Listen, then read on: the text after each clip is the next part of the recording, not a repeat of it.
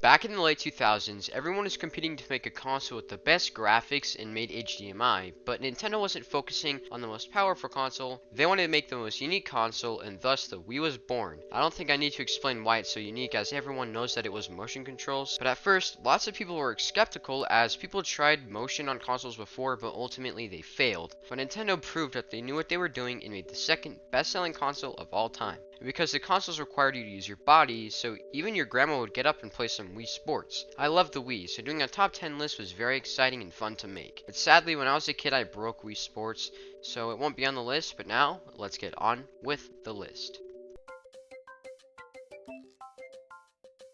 First up, we have New Super Mario Bros. Wii, and I would put it higher, but the games have gotten really repetitive, and I'm honestly not interested in these games as I used to be because I own all of them, but Mario Bros. Wii is honestly super fun. Obviously, this game was paying homage to the older NES Mario games, so there are some similarities, but this game has pretty creative things in it. First off, the power-ups are mostly new, like the propeller mushroom, where you can fly around, and the ice flower, which, yes, was in Mario Galaxy, but here you freeze enemies instead. When you jump, you get a little air boost by shaking your controller, and we have brand new bosses here, well, kinda. They were in Mario 3 and World, but they're a bit different. Another thing here is that it stands out from the NES titles, of course, and the mushroom houses, as they're little mini-games now to try to get a ton of power-ups to have for safekeeping. This game is pretty chaotic with friends, but it's pretty fun if you don't think about the other games.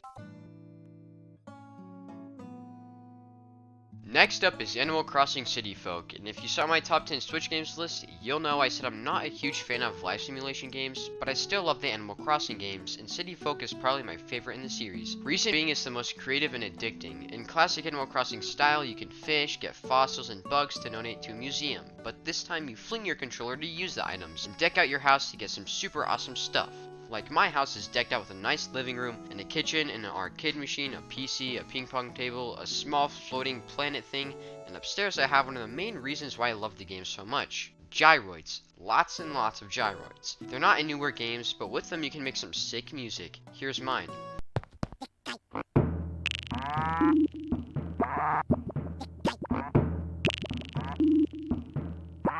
And you can save music for them to sing or get music from KK Slider. Yes, he's here, and every Saturday night at 8 o'clock p.m. in the museum you can listen to him sing his epic songs. And something I noticed when playing this game again is you can make constellations, but as you know, each game in the series has a twist, and here you can go to the city and find lots of secrets, and become a member of Crazy Red's shop.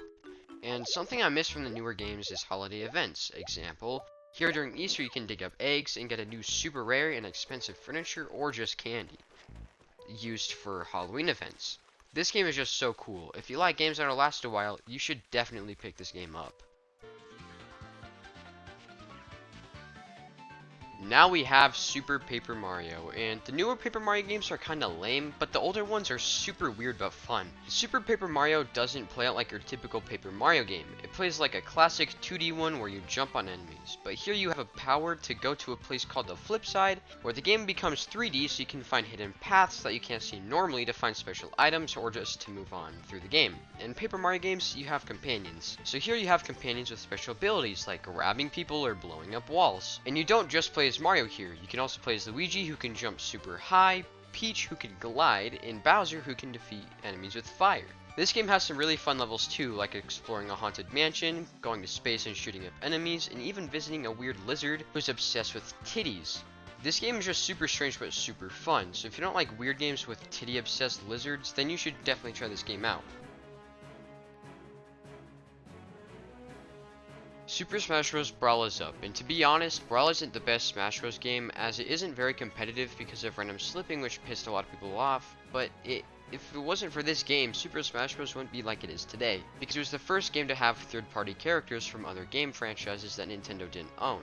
It brought Sonic and Solid Snake, which completely changed the gaming genre for Nintendo, and most notably the single-player mode, the Subspace Emissary. The single-player mode is almost always lame as in Super Smash Bros. Game, but here it's amazing. There are actual levels and challenges with an enduring story, with cool and original enemies and some super fun levels and of course bosses. And fighting Porky in this game made me wish there was a Mother 4, and yes, I do have the third one translated on my Game Boy Advance. While the competitive scene is missing here, it's still a fun game to play with your friends. When you think of a very hard Nintendo game that will make you bust a nut, you probably think of the Donkey Kong Country series from the Super Nintendo. And here we have Donkey Kong Country Returns, and keep in mind this game is not easy, it's very nut clustering difficult, but despite that it's very creative. In classic Donkey Kong style, you have super fun minecart levels, and this Donkey Kong game brought more fun things to do, like climbing along vines to get around obstacles and slamming down through rocks. And there's a very fun barrel launching things in this game which are always fun to play. The bosses here are pretty unique too, like this boss requires you to climb onto moving statues and slam their weak point to weaken the boss so you can damage it. And once you defeat a boss, you have some fun sections where you shake your motion controller and beat the tiki head up. And sometimes massive enemies will destroy your paths and levels, making them original and fun. If you like super hard games, then you should definitely play this game. This next game is Metroid Prime 3 Corruption, and this game is strangely scary, not horror-wise, just the fact that the story of this game is you're a bounty hunter, Samus, and your captain's army gets slaughtered by monsters. And they've got corrupted, and start going crazy and killing everyone. You get corrupted too, but you get saved, however you are an inch from death, and then you go to other planets all alone, trying to find and kill Dark Samus, the evil corrupted version of you. And this game focuses on motion controls, as you use to aim your gun with your controller by aiming at the screen. And to use your arms to open up doors or your ship, you use motion controls. Yeah, these next few games are strongly motion control based, but that shows Nintendo did very well using motion controls. Anyways, this game is super fun and eerie as you're all alone on alien planets killing whatever you see. And the puzzles here are fun too, as you can turn into a ball and traverse narrow paths. And the bosses are amazing too, most notably Metal Ridley, as you fall down a pit shooting him down, and he'll grab you and you have to shoot his weak point so he doesn't eat you. There are also in-game rewards for defeating bosses and getting a certain amount of kills. This game is long, so if you like games that'll last a while, you should definitely try this game out. Mario Kart Wii, the most well-known Mario Kart, and for good reason, as this Mario Kart has some of the best characters and tracks to choose from. The tracks are the most iconic in this game, as you have Coconut Mall, the best Mario Kart track ever made, as you blast through the mall and avoid drivers along the way.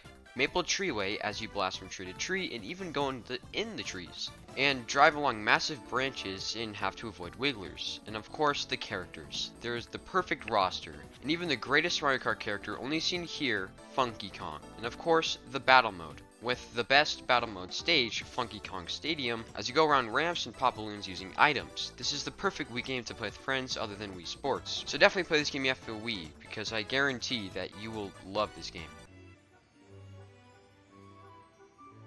Next is one of the most iconic Wii games, Super Mario Galaxy. This was one of the first Wii games that focused heavily on motion controls, as your main attack is a spin attack which you use by shaking your controller. And Super Mario Galaxy has some of the best levels ever seen, as they're all used in ways that couldn't be used in other Mario games like the Beach Bowl Galaxy, as the place is literally water in the shape of a bowl inhabited by penguins. And the Bee Galaxy is the whole place in different chunks as you traverse it by turning into a bee, which is always fun. The Haunted Mansion, which is twisted as you get into as you walked on a flipped staircase. And there you get to play as a Boo, which is tons of fun, kind of. And another power-up in this game is the Ice Flower. It's a new Super Mario Bros. Wii, but here you don't turn into enemies into ice, you skate across water and basically become Jesus. And other features in this game that focus on motion controls are super fun levels, like you twist your controller to roll around on this ball, or the Stingray level as you use motion controls to blast along the water. And the hub world in the game is amazing, as you have a little factory with Lumas flying around, and you can fly here too. It's peaceful and just super cool. This is one of the best single player games on the Wii. Oh, and you can play as Luigi. Now we have Super Mario Galaxy 2, and it's basically just a much more fun and creative version of the first game.